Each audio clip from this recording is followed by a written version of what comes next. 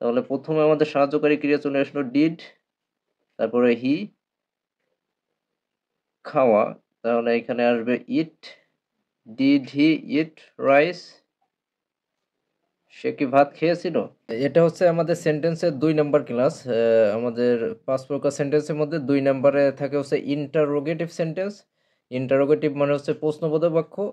আর এই interrogative sentence আবার 2 ধরনের হয়ে থাকে। এটা আবার 2 ধরনের হয়ে থাকে। একটা হচ্ছে সাহায্যকারী ক্রিয়া দিয়ে শুরু হয়, আর একটা হচ্ছে ডাব্লিউএইচ ওয়ার্ড দিয়ে শুরু হয়।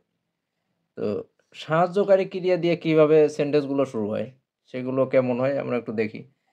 যে সে কি ক্রিকেট খেলে?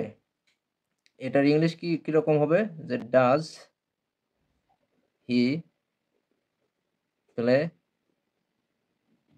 Cricket? Does he play cricket? সে কি ক্রিকেট খেলে? দ্যাট মিন্স আমাদের সাবজেক্টের শুরুতেই সাহায্যকারী ক্রিয়া আছে, যার কারণে এটা হচ্ছে সাহায্যকারী ক্রিয়া দিয়ে সেন্টেন্সটা শুরু হয়েছে। এরপর আমরা 2 নাম্বার দেখি, সে কি স্কুলে যায়? তাহলে does he go to school? সে কি স্কুলে যায়? এই যে ডাজ সাহায্যকারী ক্রিয়া দিয়ে সেন্টেন্সটা শুরু হলো। সে কি ভাত খেয়েছিল? এটা হচ্ছে ফার্স্ট টেন্স, যেহেতু এটা ফার্স্ট টেন্সে লেখা আছে সেন্টেন্সটা। ফার্স্ট টেন্সে আমরা সাহায্যকারী ক্রিয়া হিসেবে জানি যে ডিড। ফার্স্ট ইন্ডিফিনিট টেন্সে সাহায্যকারী ক্রিয়া হিসেবে আমরা ডিড ধরি। সেটা কখন? যখন নেগেটিভ এবং ইন্টারোগেটিভ সেন্টেন্স করা হয়। তো এখন যেহেতু আমরা ইন্টারোগেটিভ সেন্টেন্স করছি, তাহলে আমাদের সাহায্যকারী ক্রিয়া হিসেবে ফার্স্ট টেন্সে ডিড ধরবো। তাহলে প্রথমে আমাদের সাহায্যকারী ক্রিয়া চলে আসলো ডিড, তারপরে হি খাওয়া, তাহলে এখানে আসবে ইট। Did he eat rice? সে কি ভাত খেয়েছিল? Did he eat rice? তো যখন সাহায্যকারী ক্রিয়া দিয়ে সেন্টেন্সটা শুরু হয়, তখন আমাদের সাহায্যকারী ক্রিয়ার পরে বসে সাবজেক্ট, এবং তারপরে যে ভার্বটা বসে সেটা অবশ্যই ভার্ব অনে লিখতে হবে। সেটা অবশ্যই ভার্ব অন হতে হবে। ভার্ব টু বা ভার্ব থ্রি হলে কিন্তু সেন্টেন্সটা ভুল যাবে। যখন আমাদের সেন্টেন্সগুলো ইন্টারোগেটিভ সেন্টেন্সগুলো সাহায্যকারী ক্রিয়া দিয়ে শুরু হবে, তখন ভার্বের বেস ফর্মটা বসাতে হবে সাবজেক্টের পরে। তারপর আমরা যদি লিখি তারা কি ফুটবল খেলে? এটা হচ্ছে প্রেজেন্ট ইনডিফিনাইট টেন্স। তাহলে সাহায্যকারী ক্রিয়া হিসেবে আমরা এখানে ডু এবং ডাজ এটা একটা ইউজ করব। যেহেতু এখানে আমাদের সাবজেক্ট আছে তারা, তারা ইংলিশ কি দে, তারা ইংলিশ, তো দে হচ্ছে আমাদের সাবজেক্ট হিসেবে আসলো। দের পরে আমাদের সাহায্যকারী ক্রিয়া ডু এবং ডাজের মধ্যে থেকে কি বসে? ডু। যেহেতু আমাদের সাবজেক্টটা প্লুরাল আর ডুটা হচ্ছে প্লুরাল সাহায্যকারী ক্রিয়া, সেজন্য আমরা দে এর পূর্বে ডু লিখব, কারণ আমরা এখন ইন্টারোগেটিভ সেন্টেন্স লিখতেছি। তাহলে do they play football? Do they play football? তারা কি ফুটবল খেলে? তারপর এইখানে যদি লিখি যে তুমি কি স্কুলে যাবে? এটা হচ্ছে এই যে যাবে, ফিউচার টেন্সে হচ্ছে বে থাকে। ফিউচার টেন্সের সাহায্যকারী ক্রিয়া কি? উইল। ফিউচার টেন্সে আমরা সাহায্যকারী ক্রিয়া হিসাবে কি ইউজ করি? উইল। তাহলে এখানে সাবজেক্ট হচ্ছে ইউ। ইউ, তাহলে আমাদের প্রথমে সাহায্যকারী ক্রিয়াটা উইল বসাতে হবে।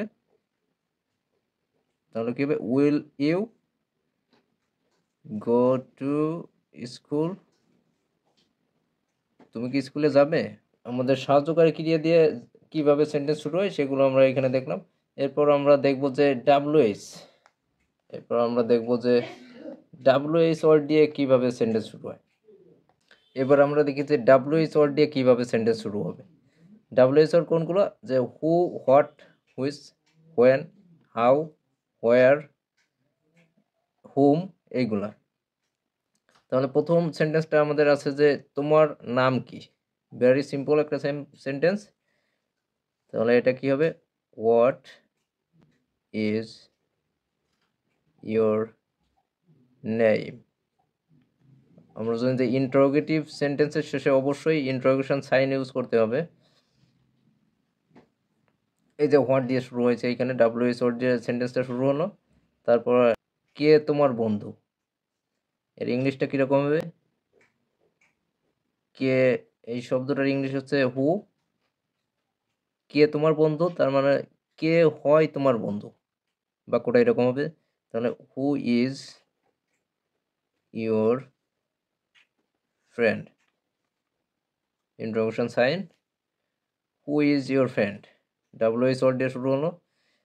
তুমি কোন বইটি পছন্দ করো, কোন বইটি এর ইংলিশ কি which.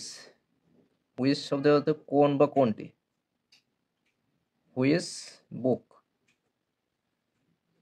Do you like, which book do you like, তুমি কোন বইটি পছন্দ করো। তুমি কখন আসবে, এটা হচ্ছে ফিউচার টেন্স, যেহেতু ববে আছে তাহলে আমাদের সেন্টেন্সটা কীরকম হবে, তুমি কখন আসবে। কখন ইংলিশ কি ওয়েন,